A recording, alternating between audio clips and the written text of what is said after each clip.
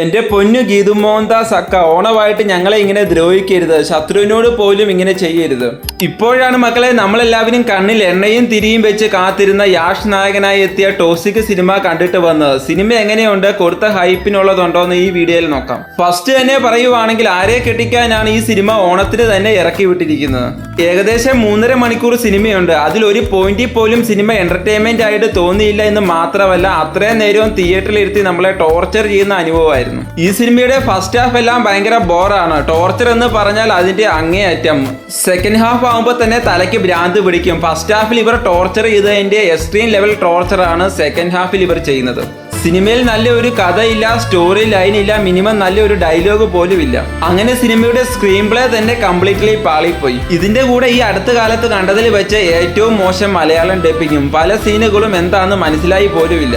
സിനിമയിൽ ലോജിക്കിന് യാതൊരുവിധ പ്രാധാന്യവും ഇല്ല. സിനിമ തുടങ്ങി അവസാനം വരെ വെടി, പുക, പ്ലക്ക് സീനുകൾ മാത്രമാണ് ഉള്ളത്. യാഷിന്റെ സ്ക്രീൻ പ്രസൻസും സിനിമയിലെ വിഷ്വൽസും മാത്രമാണ് എനിക്ക് സിനിമയിൽ കൊള്ളാമെന്ന് തോന്നിയത്. എന്റെ റേറ്റിംഗ് ഈ സിനിമയ്ക്ക് 10ൽ 2.5. നിങ്ങൾ സിനിമ കണ്ടിട്ടുണ്ടെങ്കിൽ നിങ്ങളുടെ അഭിപ്രായം കമന്റ് ബോക്സുമായി രേഖപ്പെടുത്തുക. വീണ്ടും കാണാം.